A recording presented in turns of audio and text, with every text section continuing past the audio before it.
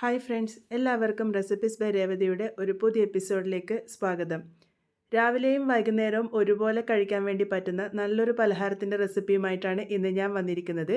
ഈ ഒരു പലഹാരം ഉണ്ടാക്കാൻ വേണ്ടിയിട്ട് നമുക്ക് മസാല വഴറ്റി സമയം കളയേണ്ട ആവശ്യമില്ല.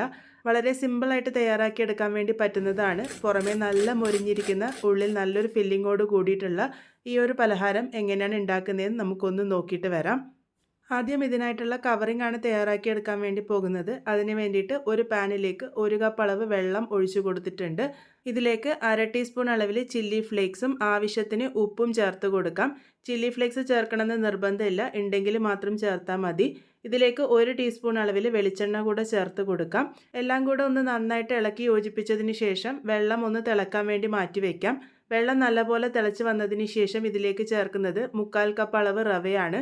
നിങ്ങൾക്ക് വറുത്തതോ വറക്കാത്തതോ ആയിട്ടുള്ള റവ ഉപയോഗിക്കാവുന്നതാണ്. ഞാനിപ്പോൾ ഇവിടെ വറക്കാത്ത റവയാണ് ഉപയോഗിച്ചിരിക്കുന്നത്.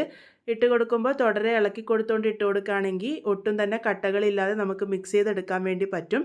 റവ നല്ലപോലെ വെന്ത് വന്ന് അതിലെ വെള്ളമൊക്കെ വറ്റി ഒരു ഡോ പരുവത്തിലാകുന്ന രീതിക്കാണ് നമ്മൾ തയ്യാറാക്കിയെടുക്കേണ്ടത്. ഈ ഒരു പരുവാകുന്നത് വരെയാണ് നമ്മളിത് കുക്ക് ചെയ്തെടുക്കേണ്ടത്. ഇതിപ്പോൾ പാകത്തിന് റെഡി ആയിട്ടുണ്ട്. ഞാനൊരു പാത്രത്തിലേക്ക് മാറ്റി വെച്ചിട്ടുണ്ട്. ഇനി ഇതിൻ്റെ ഫില്ലിംഗ് തയ്യാറാക്കിയെടുക്കാം. അതിനായിട്ട് ആദ്യം തന്നെ ഞാനിവിടെ എടുത്തിരിക്കുന്നത് 1/4 കപ്പ് അളവ് അവിലാണ്. ഒരു മീഡിയം തിക്നെസ് ആയിട്ടുള്ള അവിലാണ് ഉപയോഗിച്ചിരിക്കുന്നത്. ഇതിലേക്ക് ഒരു മീഡിയം സൈസ് ഉള്ളി നല്ല കനം കുറച്ച് അരിഞ്ഞത് ചേർത്ത് കൊടുത്തിട്ടുണ്ട്.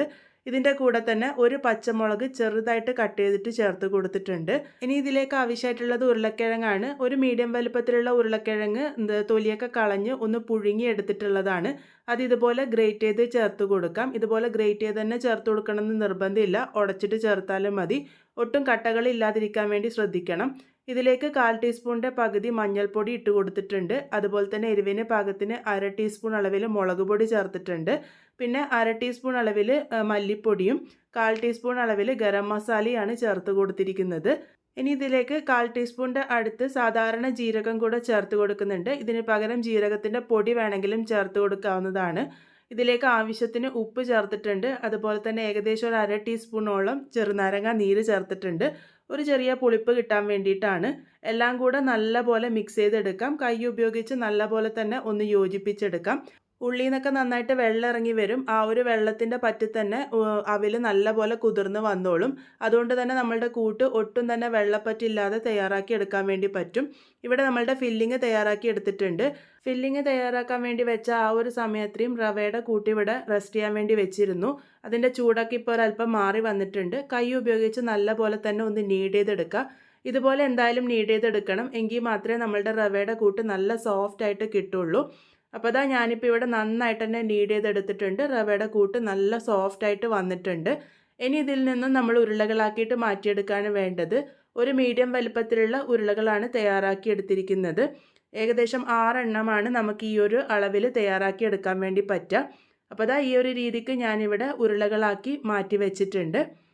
ഇനി ഇത് ഫില്ലിംഗ് ഒക്കെ വെച്ച് തയ്യാറാക്കി എടുക്കാനാണ് പോകുന്നത്. അതിന് വേണ്ടിയിട്ട് ഒരു ഉരുളി എടുത്തിട്ട് കയ്യിൽ വെച്ചിട്ട് ഒന്ന് ചെറുതായിട്ട് പ്രസ് ചെയ്ത് കൊടുക്കുക.